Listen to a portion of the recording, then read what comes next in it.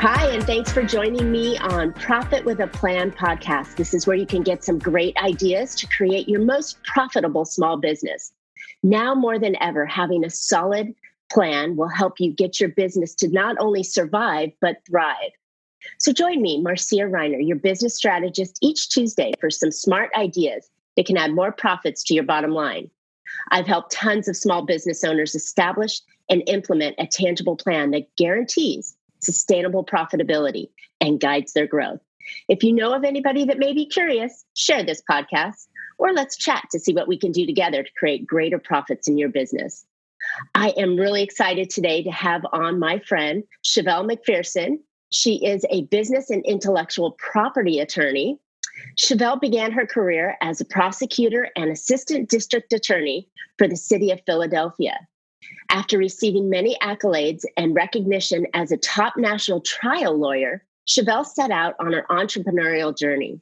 Shevelle, known as the monetization maven, expanded her law firm to 3 locations in the first year. It's pretty impressive. After a few years, she launched what is initially a side hustle coaching business, which turned into a 6-figure international business in less than 12 months. Shevelle is an award-winning international speaker, 2-time best-selling author, and an international business growth, and legal expert. She is recognized as a VIP Woman of the Year in the National Association of Professional Women. Shevelle is the host of Sourpreneurs, a podcast for entrepreneurs ready to start, scale, and soar their business. She is set to launch her new podcast, Monetize Your Intellect, a show premised on teaching entrepreneurs how to turn their intellect into income. Great stuff. Shevelle is extremely passionate about supporting entrepreneurs and showing them how to accelerate their income, protect their profits, and build sustainable business that they love. Wow, Shevelle, that's quite impressive. Thank you for coming on the podcast. Thank you for having me. It's a pleasure being here. Yes. So Shevelle and I met in one of our circles, and I was totally drawn to her because as a business owner and a creative, which I feel like I am, I straddle both the creative side and the structural side of business. She protects people, she protects businesses and intellectual property. And I think it's just so important to present it to the listeners today. So Shevelle, tell us, why is it so important that we have our business protected, first of all? Well, the main reason why it's important is because most entrepreneurs are building businesses because they want to have sustainable income, consistent income. You're building your legacy. You want to create assets.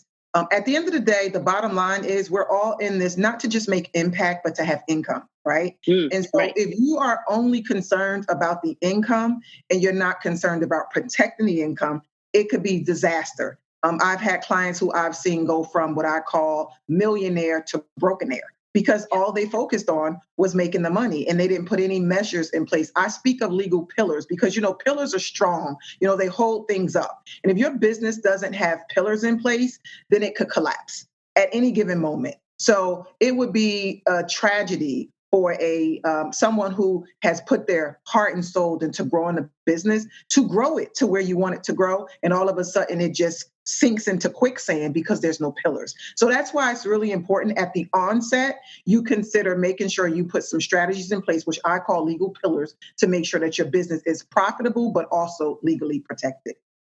Love it. I don't think business owners truly think about having to protect their business. If you're doing a very commoditized service, say you're a plumber or a chiropractor or anybody who's doing a physical activity, you're not thinking about protecting it, but you still need to have those protections in place, right? Absolutely. Anybody in business needs to have those protections in place because at the end of the day, they're the main reason we are in business.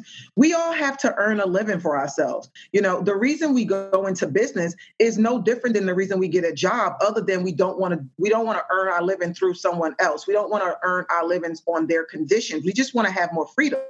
But when you go off on your own, you're now under your own platform. So you don't have an employer who can assure sure that, there's workers' compensation and things of those nature. There's nothing in place for you unless you put it in place for you as an entrepreneur, small business owner, or CEO of your own company. So it's important that you do those things and you put those things in place because, again, what is the point of building a business, building an empire that could crash at any given moment? And it's not so much, I mean, it is still, whether someone gets hurt on your property or someone wants to go after you because they were unhappy with the service. But I think it's also protecting your information, your service, your ideas, which is what really truly attracted me. Having that, you're creating a system or a process, or you're doing something that is very unique to you, which we all need to do to stand out in our business. But when you're doing that, you need to protect that information as well, right?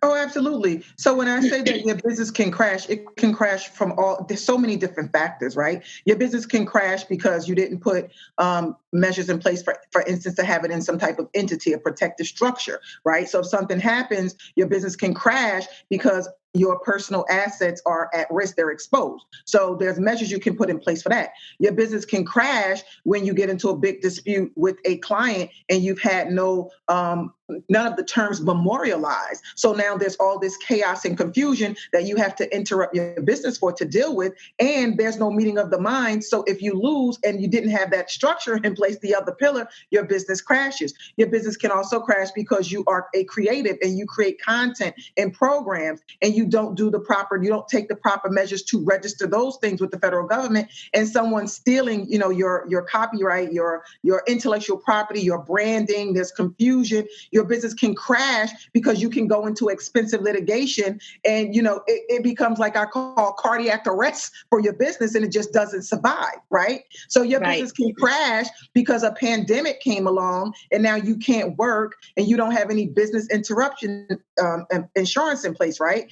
Your business can crash because you have employees or VAs or independent contractors working for you, and you don't have instructions for them to carry out their duties for your business. And then again, chaos and confusion, litigation. There's so many ways that your business can crash down.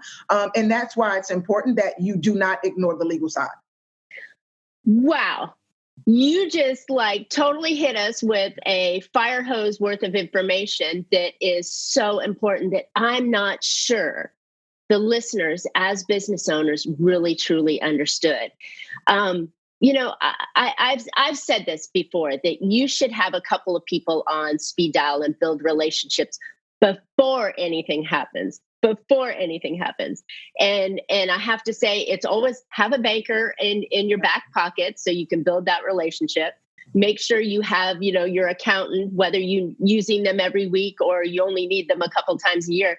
And the third one is have legal representation in place before you need it, so you can, maybe stop anything that gets in your way. And if something does happen, you have somebody that you've already got a relationship built with. So this is really super important. Thanks, Shevelle. This is great. You don't think about it. You really don't. You think about delivering your product and service and trying to get paid off of it.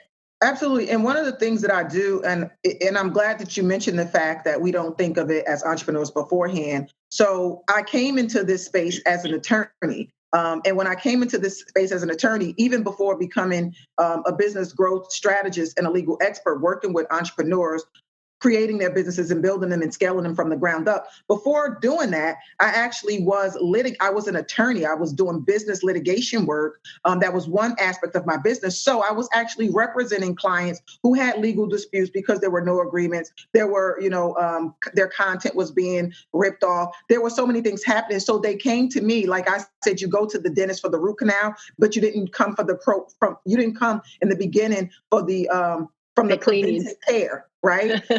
So now you're coming to get the problem solved, and it's urgent. So now what I've done in my coaching business is I have reverse engineered the process with entrepreneurs, and I go around and I speak and I encourage them, start with me before you need me. And the reason why I say that is because I have legal programs that I've put in place that entrepreneurs can actually go through so that they can get themselves set up so that they don't need to make that phone call.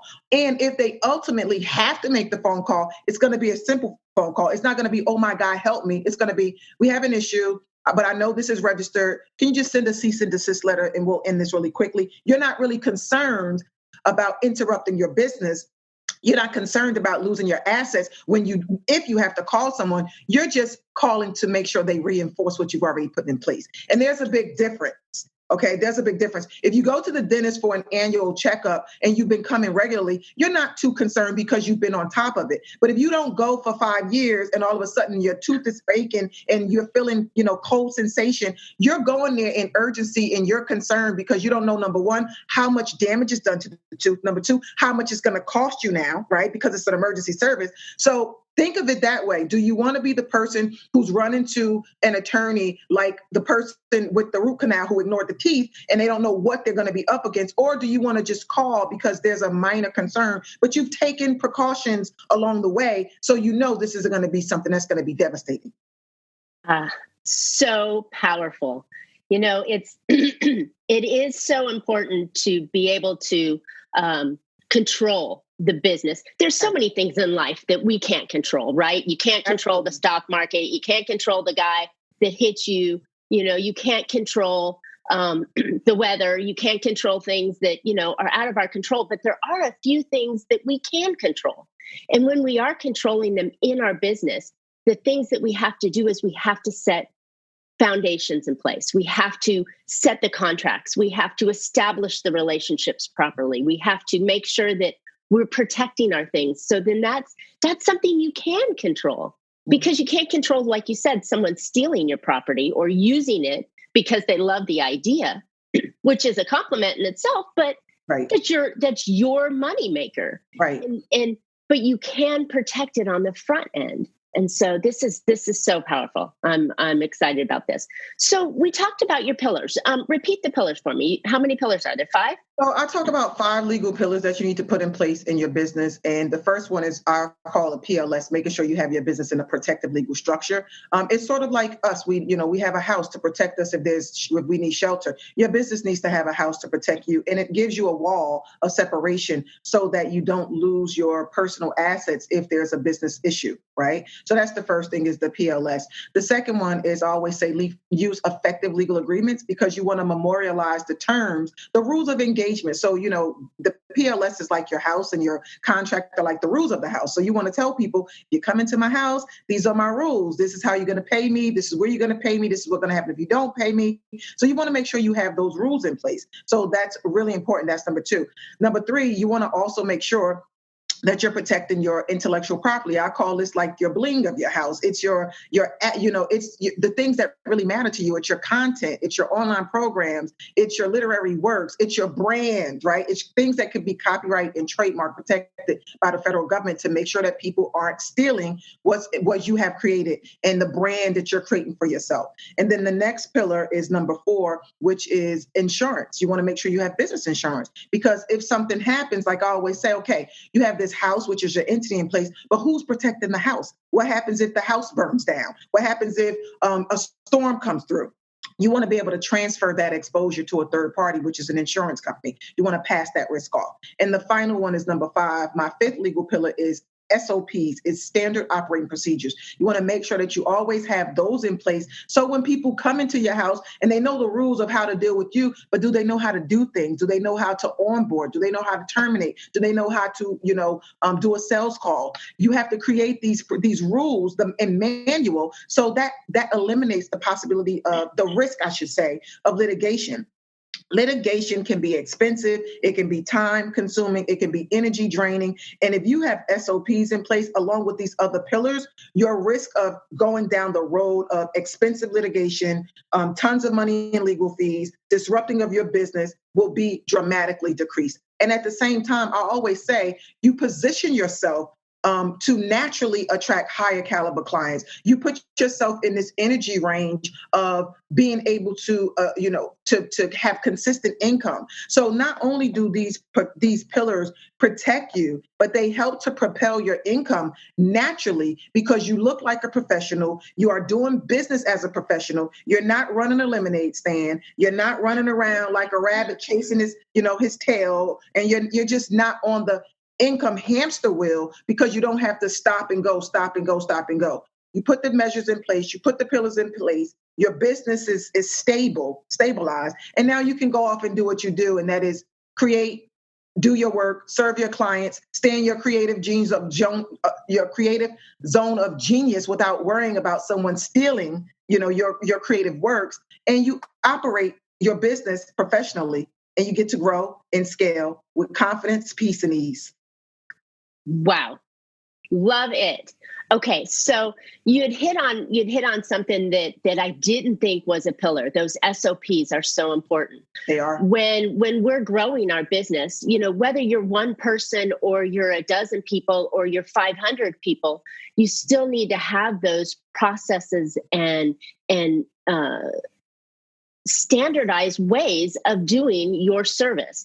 As one of my ideas, it's almost trying to multiply yourself because there's only 24 hours in a day, and you must sleep.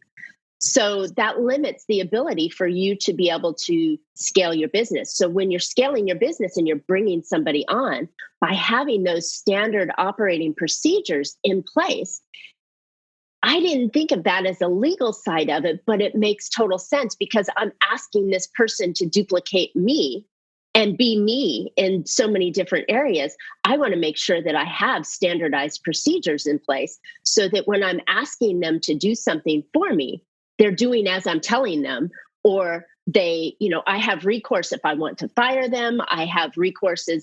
They're representing my brand and everything else.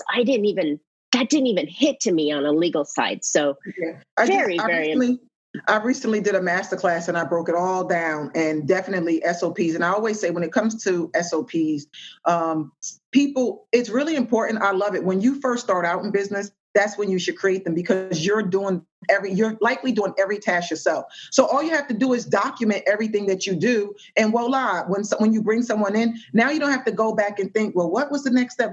Just as you do it, even if you pull out like a Google sheet and just say, okay, I do this first. I made this call first. I did this second. I did this third. It's just the instruction manual. So now when you bring on a VA to take over the task that you've been doing, guess what? There'll be no confusion as to how to get it done because you've already given instructions for her to replicate the process the way that you've been doing it.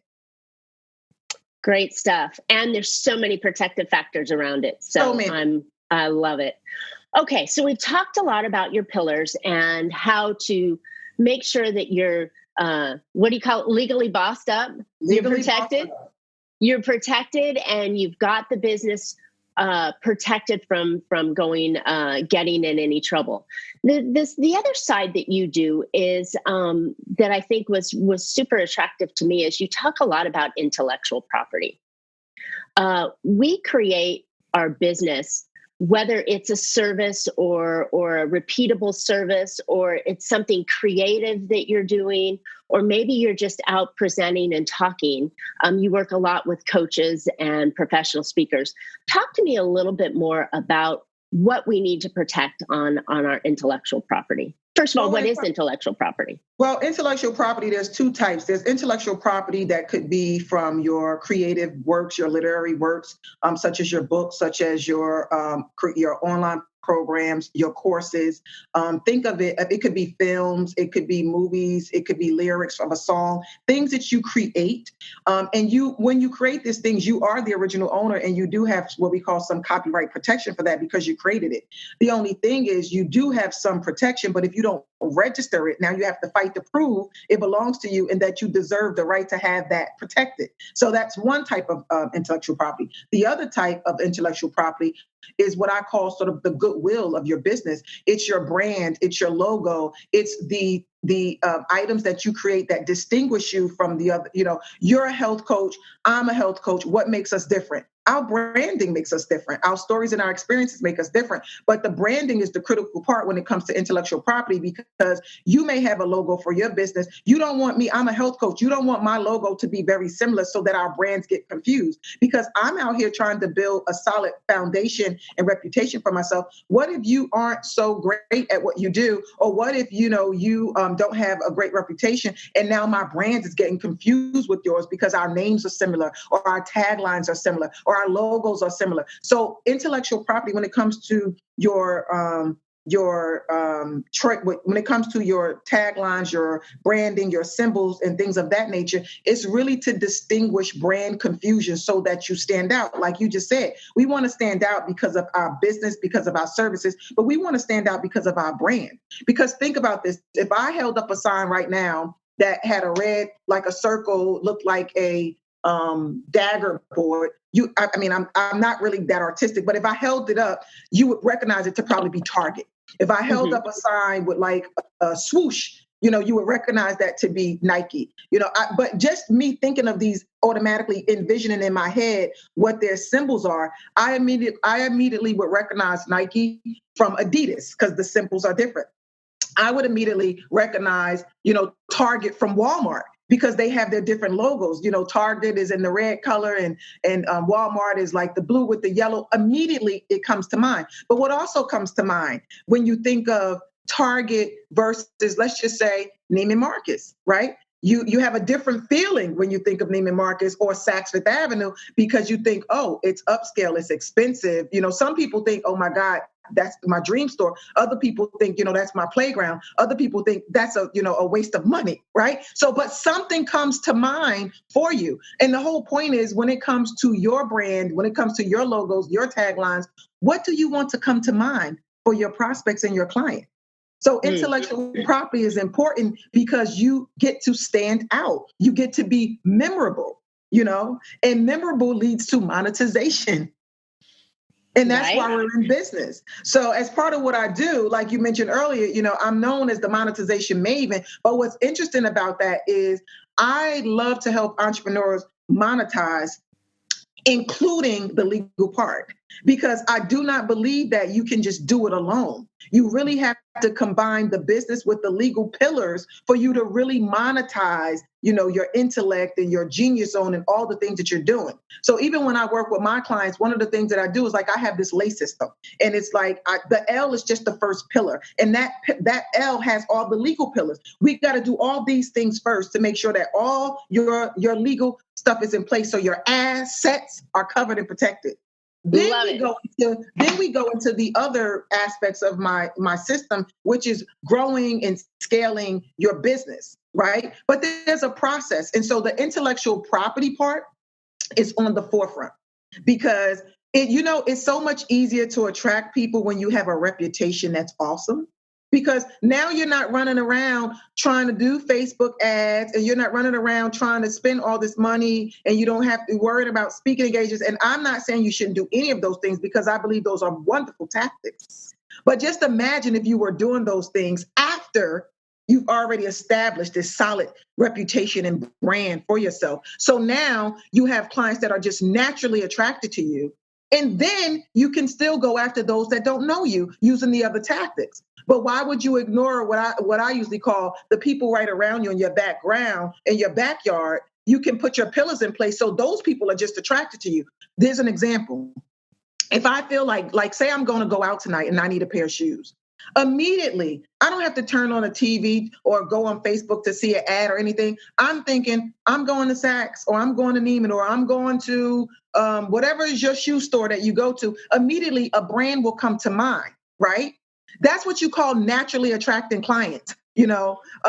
These bigger brands, they don't even run ads. You don't see their ads coming across, they're starting to target now on Facebook because everybody's on Facebook and it makes sense.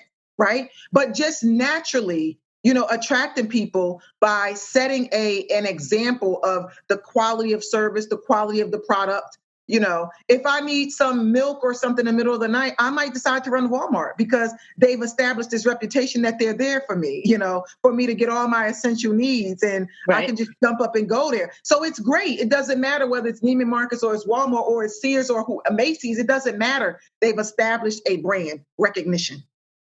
And that's what's important about intellectual property. So if you know that it's that important, you know that you also need to protect it, because Neiman Marcus and Saks and Target and all these other places do not want their brand confused, because the brand reputation that they're setting out is what they want people when they wake up in the middle of the night or they need something, they want to be the first, they want to be top of mind. So your intellectual property helps put you top of mind, and therefore it should be protected. Yes, it should. So at what point, so first of all, is it expensive to protect your intellectual property, copyright versus trademark? I believe it's inexpensive. I believe it's expensive not to protect your property. And I'm going to tell you why. Because for copyright, first of all, is very inexpensive, in my opinion. It's $35, okay? You can literally go on the copyright site, I think it's uscopyright.gov, and you can follow the instructions, you can copyright your stuff. It's so inexpensive that a lot of times when people call me to do it, I usually say, just buy my Legally Bossed Up boot camp, and because I actually do a walkthrough and I show you how to do it. Rather than me, take money from you, just go do that and follow the instructions or go online and get it done. It's not that expensive, right? Trademark, on the other hand, I don't necessarily recommend people do alone, because it's a little more complicated in terms of it's time consuming and you have to respond to office actions and things of that nature. But you can go on the site to at least generate a search to see if what you want to trademark is available. So I always suggest that you maximize all the free resources first. So you want to make sure that it's available first, and then you want to reach out to a trademark person or attorney who can get your intellectual property registered, like your logos and your taglines and things of that nature. But at the end of the day, what I always tell people is, if you're building a business and you're going to be like this, I don't know what you all are striving for, but, I want to be like a billionaire business owner. I mean, your vision has to be so big, it scares you, right? So if that's what you're striving to be, but even if you're striving to be a 6-figure business owner, at the end of the day, it's not going to cost you 6 figures to establish a trademark, right? And I think the difference that I experienced with the trademark, I think the copywriting is, you're right, it's very simple, very straightforward. Just go, all you're doing is doing that. But I had tried to do a trademark and I had done it wrong. So then I wasted the time and money. And, there's just so many little nuances to it as to, are you trademarking the logo? Are you trademarking the words? Are you trademarking the tagline, all those different things. So yeah, I highly recommend having an attorney for that. Yes. So that saves a lot of time and energy. And if you are not a U.S. resident, you must have an attorney. You cannot do it. So interesting. If any of your listeners are in Canada or London and they want to do a U.S. trademark, they must have an attorney. They cannot do it themselves. Gotcha. Wow. So we want to copyright, we want to trademark, we want to make sure that we have our intellectual property protected, so that way we can use it, we can brand ourselves, we can make ourselves be recognizable and distinguishable between our competitors that are out there, especially if we have a very highly commoditized business, something that everybody is doing or a lot of people are doing. I think that's super important. So absolutely.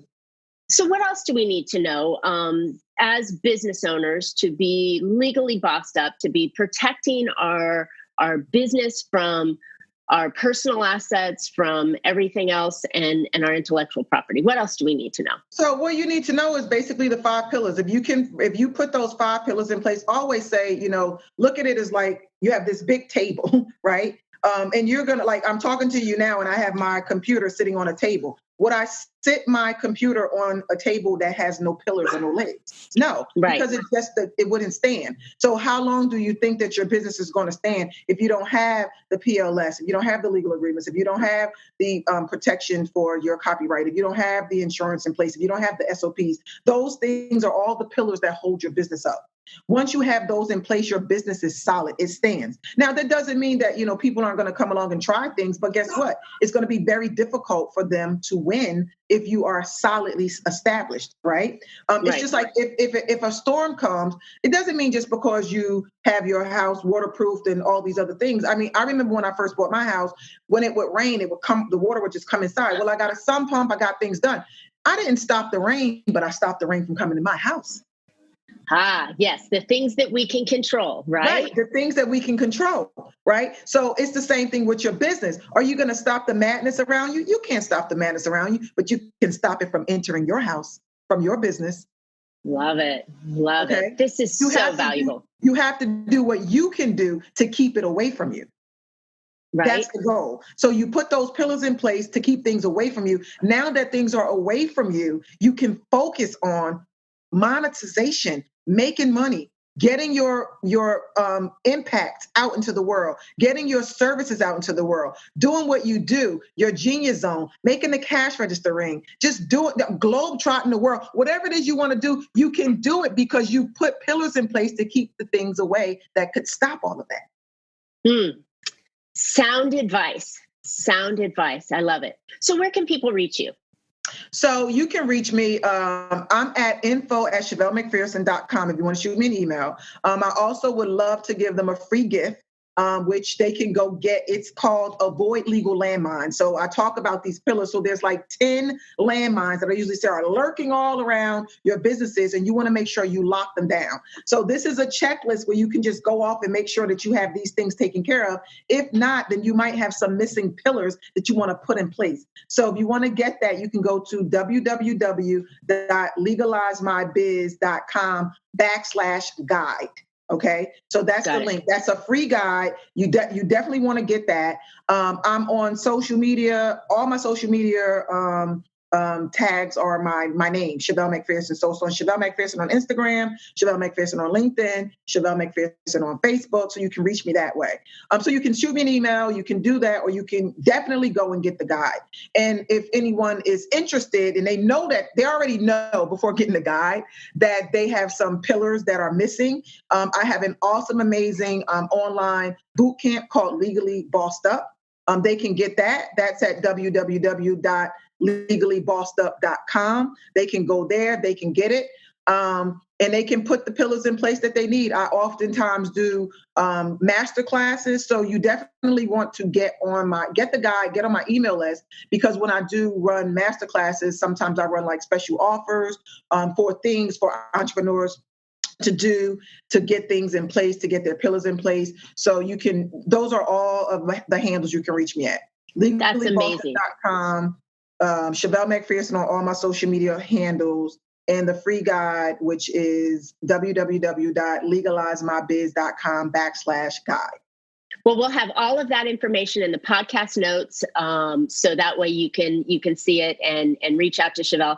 I have to say, Shevelle, thank you. You are extremely cost effective by going through some of your programs that are things that are commonly used, because we all know attorneys can be very, very expensive to hire one-on-one at, $300, $400, $500 an hour or more.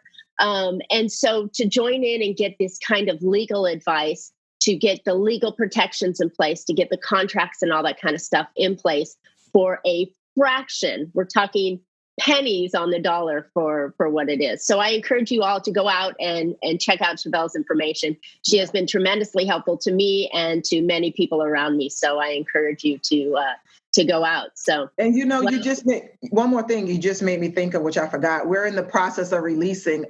I've been hired by a lot of coaches, consultants, and speakers to draft legal agreements for them. So now I've compiled a lot of those, and I'm actually going to be launching a site called My Profit Protector. You can go to myprofitprotector.com, and you can actually get legal agreements that are drafted, attorney drafted and peer reviewed, not cut and pasted documents that don't make any sense at all. These really have the provision. I call them, we 10X the language of your legal agreements to make sure that we can keep some of those things away that are lurking around.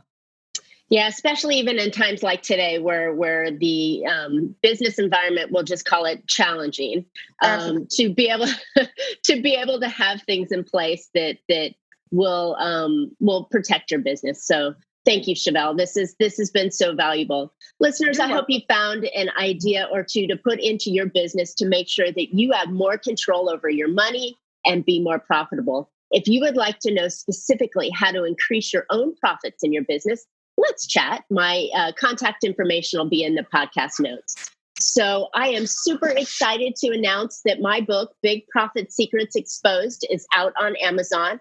There will be a link in the podcast notes as well. I'm looking for opportunities to share my intellectual property, my wisdom, and my ideas with your listeners. If you have any groups that you belong to and you're looking for a speaker, please reach out to me.